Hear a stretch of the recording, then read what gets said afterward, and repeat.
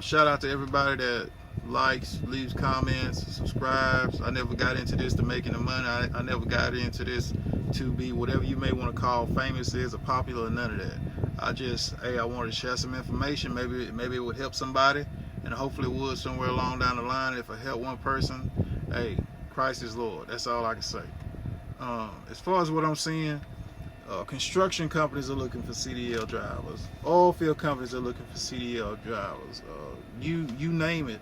Construction is seasonal up here, but construction pays really, really good up here. And it'll be seasonal where you'll work 6, 8 months, go home for 4.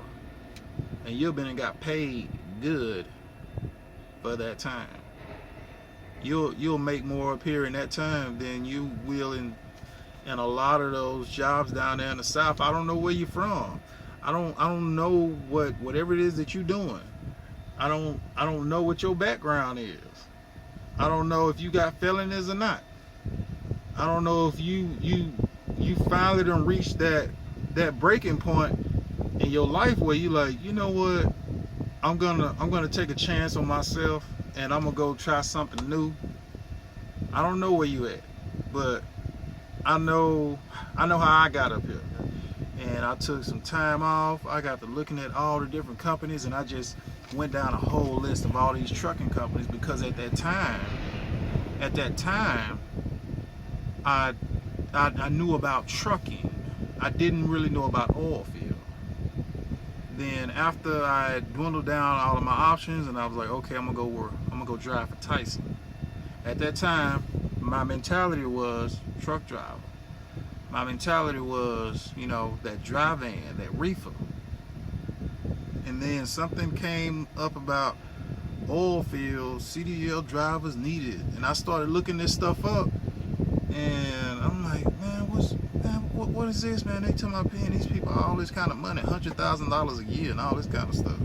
So I come up here after hearing about that. I had a job interview set up. I had done a Skype interview before I even got up here, and I got up here. That stuff didn't work out with that job, and it didn't work out because they told me one thing when I was at home. Then when I got up here, they told me something else.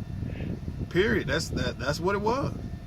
And I came on up here from Dickinson to Belfield, where I did the interview at, and I came on up here to Williston. That was it. That same day. It was that same day, right after the interview. I was like, man, I'm going on up here to Williston and see what's up. I came up here that Saturday. No. My interview was that Friday. I came up here that Friday evening. This was before the bypass in Wofford City was built. This was before the bypass that's current now was built in Williston. So when you came up through Wofford City, you had to sit there and wait.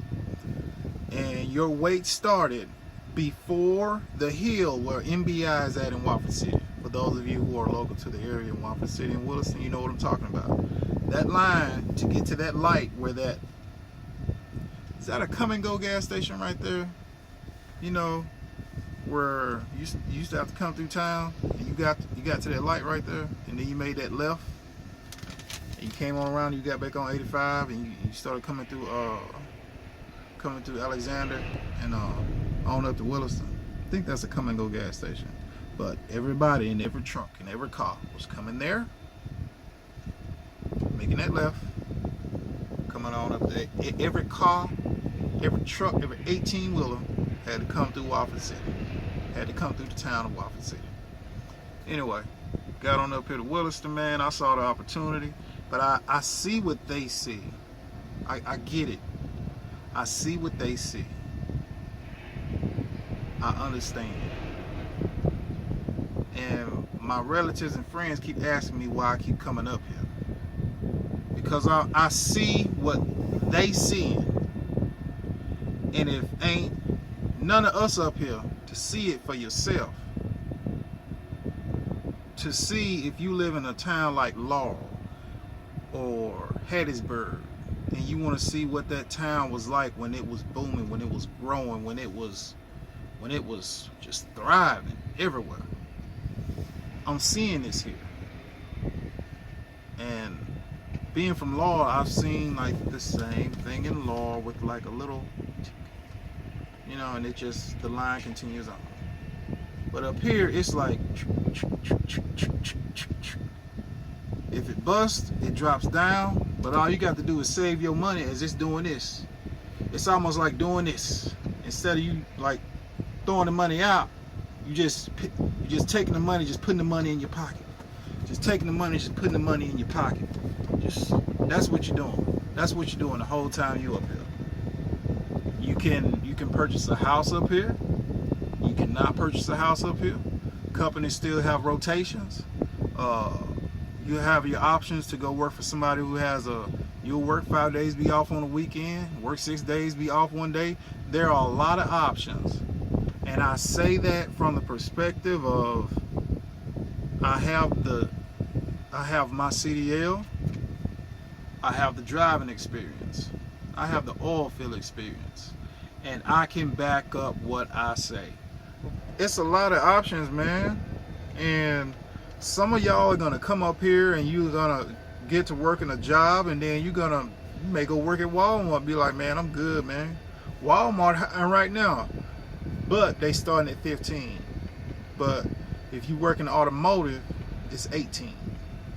And I thought about that, you know, because I like working on, you know, cars, and plus Walmart, you can go in entry level, and you starting at 8, like it was either 18 or 18.50.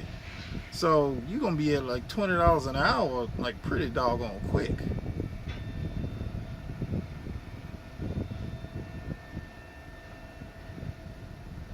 I may have to think about that. But hey, something else. Halliburton gives you a stock option when you get hired. So you may want to look into that. Now, Halliburton may not pay you hourly what you want and what other companies will paying you, but you have to realize there's a balance. The balance is you may get $800 to $1,000 to $1,200 or $700 housing allowance from companies that still give housing allowances. That housing allowance is going to come from somewhere. So you may make $18 an hour, but if you get a $1,000 housing allowance, somewhere between a $700 to $1,000 housing allowance, if the company options that, if the company offers you that, you can go pretty much get 1-2 bedrooms, and you know you practically be paying nothing. This is the biggest thing up here. If your apartment is paid for, or you make so much money per hour or wage or yearly or whatever, to where it negates your, let's do the math, let's average it up to $700 a month. 10 months, $7,000. 12 months, $8,400. That's not including taxes. That's not including. Okay, matter of fact, let's just round it up and say $9,000 a year you're spending in rent up here. Because if you're buying a house up here, unless you got a relatively cheap house, and I don't know where they are, you know, you're getting overpriced. You're getting price gouged buying a house up here, period. But I see what they see. I realize what they're looking at, and I understand it. Even where they moved that airport to, I understand what they did. I really do, because it makes sense. They want to fill from that airport all the way down here. They want to fill that in with houses and businesses. That's what they want to do, and they want to stretch the town out that way towards that airport. Because that airport, the new airport, is past the new bypass in Williston. The current airport, you can walk to it. Like that was one of the best. That is the best thing about that airport that's in town. The current airport. You can get off that plane, walk to Walmart, walk to the hotel. You good, you right there. If you just get here, your first time here, you get off that plane, you got two, three, 4 hotels, at least 3 hotels right there, right by the airport. The car rental places are right there. The Walmart's right there. Then you got some more hotels on the other side of the Walmart. So everything is right there. You just get off the plane. You new here, don't know nothing. Boom, you know, hey, go get your hotel room. They currently about $52, something like that. There may be a discount, company discount. Be like, hey, I work at Halliburton, you know, some Schlumberger or whatever. Just tell them you work there. Most companies don't have, you know, you don't have cards or nothing like that, so you don't have to show them no proof of nothing. Just tell them you work there.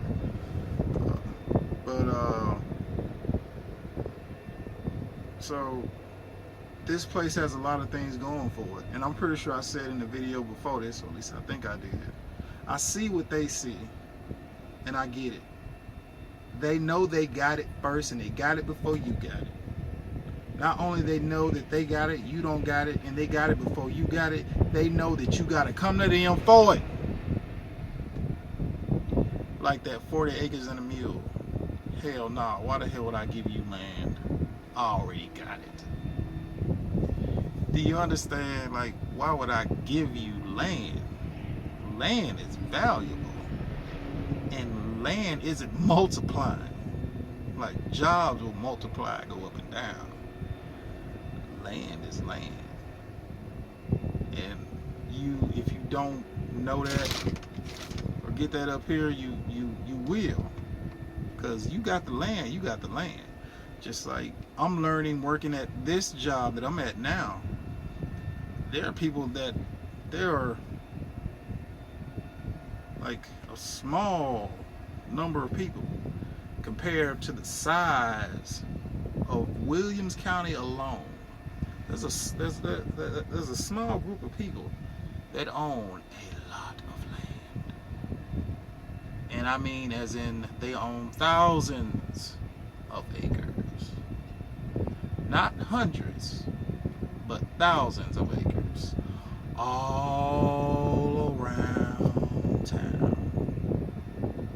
Not only that, some of them have the mineral rights, some of them don't have the mineral rights.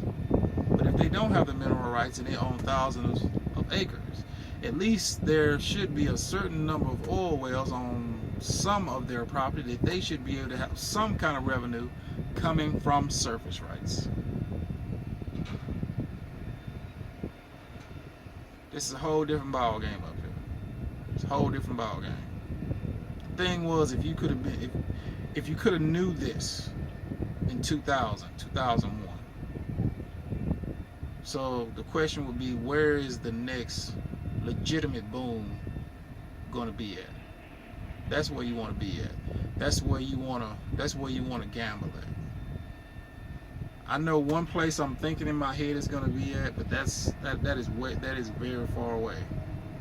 But it's possible, because a boom is going to be somewhere where the average people walking around don't know, but the people who've been looking at it, been coming there for a while, checking,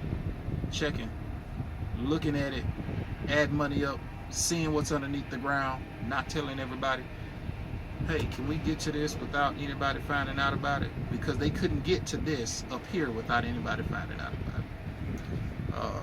This is part 2. The video's getting ready to wrap up because I'm inside 30 seconds. So, JPTV 3000, y'all done heard the channel, y'all know the channel, y'all seen it before. Hope y'all do something positive for yourself. Whether you come up here or stay where you're at, just improve your situation, stay above the average. If you choose to come up here, man, you can do good for yourself. Oilfield construction. If you have a CDL, there's oilfield construction, there's farming. These are 3 very healthy job fields up here. But the thing is, what do you want to do? Because I am a good truck driver. I can say that because I got the experience. I've put this truck into places, and I've gotten this truck out of places. I've gotten stuck. First two, three things I said. I've gotten stuck. I have slid in the 18-wheeler in the ice. I pulled over to the side of the road and stopped and just waited the storm out. I've put some time into this where I can look at my body of work and I can say, no, I'm good. I don't want that $17 an hour. I hear you. Yeah. You're going to offer me that, and that. Yeah, that housing allowance sound good, but that $17 an hour ain't happening. That $17 an hour is not happening. So, you may come up here, you may not have any experience, and you got to build that. But now, realize something. You can make more money. You can make more money. But if you don't save it, what good is it? I know a lot of people that have worked, and that are working, but they aren't saving it. See, that's the thing.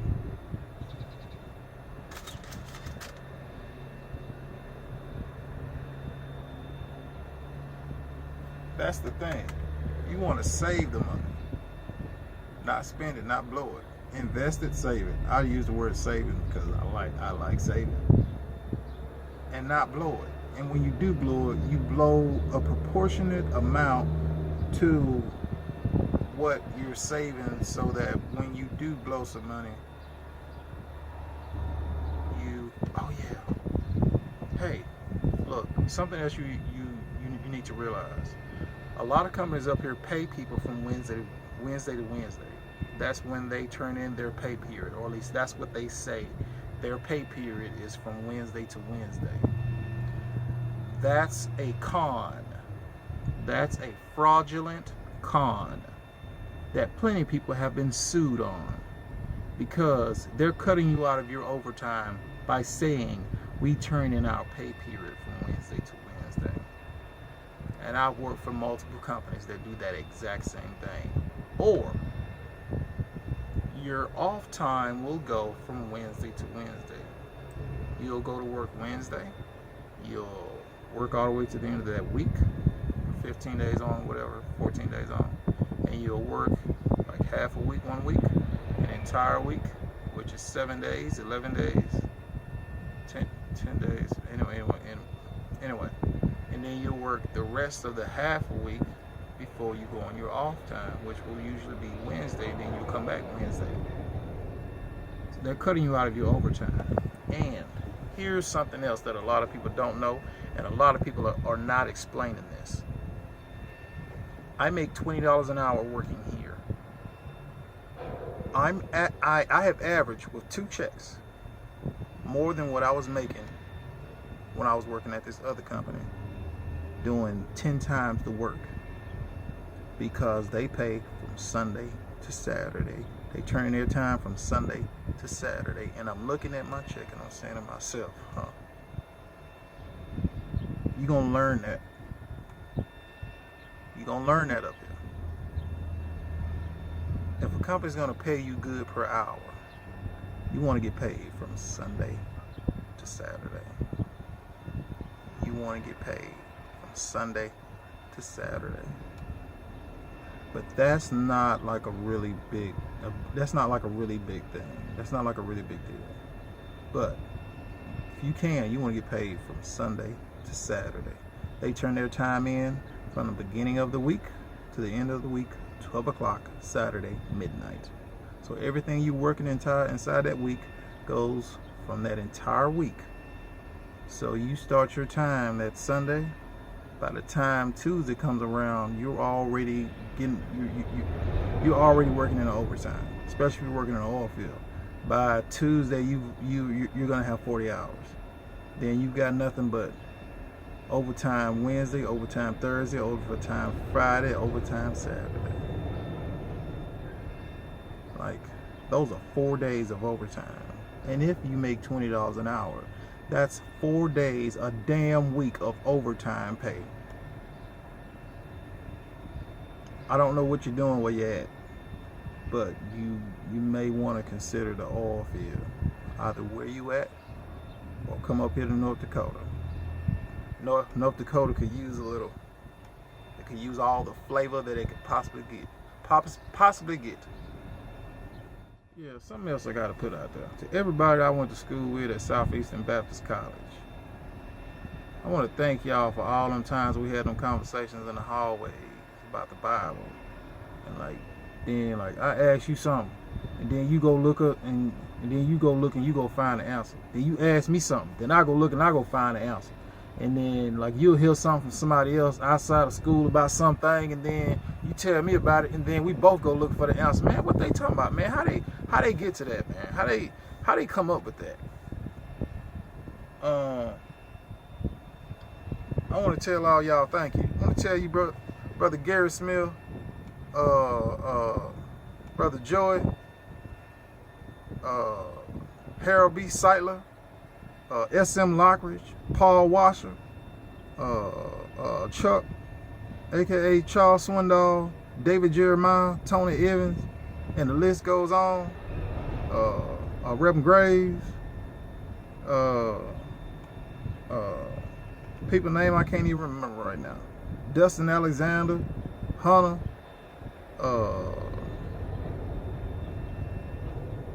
Chad. It's a whole bunch of y'all, man. I want to say thank y'all. I want to give a shout out to everybody out there in Hot Coffee. Marco, Reggie, Daryl, Neil, Mitch. Damn, 7 foot tall. What the hell?